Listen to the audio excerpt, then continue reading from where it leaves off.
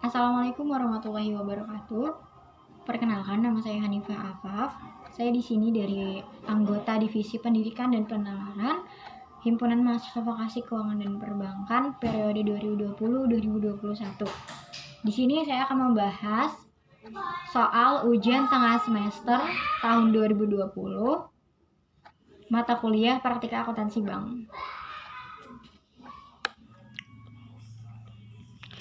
Oke, baik. Jadi di sini saya akan menjelaskan pembahasan mengenai soal ujian tengah semester tahun 2020 untuk mata kuliah Praktika Akuntansi Bank. Nah, jadi ini merupakan soal UTS tahun 2020 yang bisa kalian akses di website HMVKP, atau kalian juga bisa lihat langsung di video ini. Untuk soal yang pertama, berikut transaksi tabungan yang terjadi pada nasabah Nyonya Anita pada Bank Berkah. Jadi ini merupakan transaksi yang terjadi 1 bulan pada Nyonya Anita di Bank Berkah Tasikmalaya. Untuk tanggal 1 ada store tunai, tanggal 10 ada store Warkat, tanggal 20 ada store Surabaya, tanggal 25 ada penarikan di Bandung, dan tanggal 30 ada bunga. Nah, ini untuk soal yang selanjutnya. Kalian bisa baca masing-masing soalnya dan kita lanjut aja ke pertanyaannya. Untuk yang bagian A, berapa saldo yang timbul dari tiap transaksi pada bulan September 2020? Nah, jadi tadi di soal sudah ada keterangan transaksi yang terjadi selama 1 bulan. Kita hanya perlu menghitung saldo yang tersisa pada bulan tersebut. Untuk tanggal 1, setor tunai 15 juta apabila bank mencatat ada uang masuk, itu masuknya ke kredit. Jadi saldo awalnya itu sebesar 15 juta. Nah, untuk yang tanggal 10 ada setor Warkat dari Nyonya Anita, itu juga masuknya ke kredit 50 juta. Saldo sekarang jadi 15 juta ditambah 50 juta jadi 65 juta. Untuk tanggal 20 ada penyetoran di Surabaya sebesar 10 juta. Lagi-lagi saldo Nyonya Anita bertambah sebesar 10 juta dari yang sebelumnya 65 juta menjadi 75 juta. Nah, untuk tanggal 25 ini ada penarikan di Bandung sebesar 10 juta. Nah, karena saldo tabungan Nyonya Anita berkurang, jadi penempatan nominalnya itu berada di debit. Nah, saldo sebelumnya 75 juta, karena terdapat penarikan jadi berkurang sebesar 10 juta. Saldo yang sekarangnya itu 65 juta. Nah, jadi untuk yang bagian A, saldo yang timbul dari transaksi di bulan September 2000XX adalah 15 juta, 65 juta, 75 juta, dan saldo akhir 65 juta. Oke, kita lanjut ke yang bagian B. Lama saldo tabungan mengendap pada bulan September dihitung sebagai berikut. Nah, jadi untuk lamanya saldo mengendap itu ada 15 juta, tanggal 1 sampai tanggal 10 itu terhitung berarti 9 hari. Untuk yang 65 juta mengendap dari tanggal 10 sampai tanggal 20. mengendap 10 hari. Untuk yang 75 juta mengendap dari tanggal 20 hingga tanggal 25, mengendap selama 5 hari. Untuk yang 65 juta tanggal 25 sampai dengan tanggal 30 September, jadi mengendap 5 hari. Nah, jadi jawabannya untuk lamanya saldo tabungan mengendap pada bulan September itu dihitung berdasarkan saldo tersebut mengendap dari disetorkannya hingga bertambahnya kembali saldo itu. Untuk yang selanjutnya pada bagian C, bunga yang harus dibayar pada Nyonya Anita jika didasarkan pada suku bunga atau floating adalah, nah, jadi ini merupakan suku bunga yang ada di Bank Berkah untuk 10 harinya itu 20%, 10 hari pertama, 5 hari berikutnya 20,50%, 5 hari berikutnya 19,25%, 5 hari berikutnya 20,50%, dan 5 hari selanjutnya 19,50%. Nah, untuk perhitungannya sendiri, jadi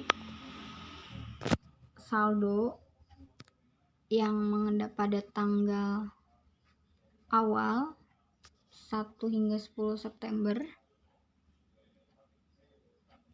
dan bunga yang berlaku. Nah, untuk jangka waktunya ini merupakan lamanya saldo mengendap pada transaksi tersebut. Nah, tadi kan di 15 juta itu saldo yang mengendap itu 9 hari, jadi 9 per 360 hari. Nah, 360 harinya ini merupakan 1 tahun itu ada 360 hari dikali suku bunga yang berlaku pada tanggal tersebut 20% sama dengan 75.000. Nah, ini juga untuk yang 65 juta sama berlakunya dari tanggal berapa sampai tanggal berapa, terhitung berapa hari, terus kita cocokkan juga dengan suku bunga yang berlaku yang ini, jadi 20,50%. Untuk yang selanjutnya juga sama, jadi yang membedakan adalah saldo yang mengendap pada transaksi, lamanya saldo mengendap, dan suku bunga yang berlaku. Nah, apabila sudah didapatkan dari semua transaksi, itu tinggal ditambah semuanya. Jadi bunga yang harus dibayar pada Nyonya Anita jika didasarkan pada suku bunga sebesar 823.437,5 rupiah. Selanjutnya untuk bagian D, hitunglah besarnya pajak yang harus dikenakan terhadap bunga tabungan jika PPh yang berlaku adalah 15%. Nah, tadi sudah ditemukan bahwa bunga tabungan itu sebesar 823.437,5. Langsung aja dikalikan dengan besarnya pajak yang harus dibayar, yaitu 15% dikali dengan bunga, sama dengan 123.515,625. Nah, ini dibulatkan jadi 123.516 rupiah. Untuk bagian E, jurnal yang harus dicatatkan oleh Bank Berkah terhadap transaksi beban bunga tabungan yang dibayarkan kepada Nyonya Anita sebelum dan setelah pajak diberlakukan. Jadi setelah tadi sudah menghitung perhitungan bunga dan pajak, di sini untuk bagian E itu diminta jurnal pencatatannya. Nah, untuk beban biaya atau beban bunga pencatatannya adalah Biaya bunga di debit sebesar 823.437,5 dan di kreditnya tabungan rekening Nyonya Anita 823.437,5 rupiah. Nah, jurnal yang kedua merupakan jurnal setelah pajak. Di debit tabungan rekening Nyonya Anita 123.516 dapat dari besarnya pajak yang telah dihitung tadi, dan di kredit hutang PPh sebesar 123.516. Nah, untuk soal nomor 2, Bank Berkah Jakarta membeli deposito berjangka dari Bank ABC sebesar 200 juta, suku bunga 20% setahun, jangka waktu 6 bulan. Di samping itu, Bank Berkah menempatkan dananya pada Bank XYZ Jakarta untuk call money sebesar 2 miliar dengan suku bunga 20% per tahun, jangka waktunya 6 bulan. Dana dapat ditarik sewaktu-waktu. Bank Berkah juga menempatkan uangnya pada Bank RST Jakarta dalam bentuk deposito on call sebesar 200 juta, suku bunganya 22% per tahun, dan jangka waktunya 6 bulan. Pembayaran pada lembaga keuangan tersebut dilakukan atas beban rekening giro Bank Berkah Jakarta. Nah, pertanyaannya, bantulah Bank Berkah Jakarta dalam menghitung dan membuat jurnal yang tepat. Nah, jadi dari soal ini didapatkan ada 3 transaksi, yaitu yang pertama deposito berjangka, yang kedua call money, dan yang ketiga deposito on call. Jadi kita lihat juga nih jurnal sebelum perhitungan bunganya. Di debit ada bank lain deposito berjangka dari untuk rekening Bank ABC Jakarta sebesar 200 juta. Di debit juga ada call money di rekening Bank XYZ Jakarta sebesar 2 miliar, dan di debit terakhir deposito on call dari rekening Bank RST Jakarta sebesar 200 juta. Nah, untuk di kreditnya itu ada Bank Indonesia giro sebesar 2 miliar 400 juta. Untuk selanjutnya perhitungan dari masing-masing transaksi. Untuk yang pertama deposito berjangka. Nah, diketahui tadi kan saldo depositonya itu ada 200 juta. Suku bunganya 20% per tahun. Jangka waktunya 6 bulan. Kita hitung besarnya bunga berdasarkan depositonya tersebut. Saldo depositonya 200 juta dikali besarnya bunga 20% dan jangka waktunya kan 6 bulan, berarti 6/12 sama dengan 20 juta.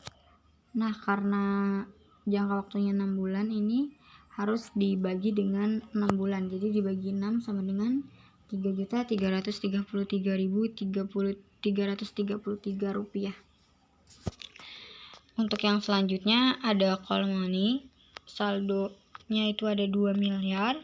Untuk suku bunga call money 20% per tahun, jangka waktunya 6 bulan juga.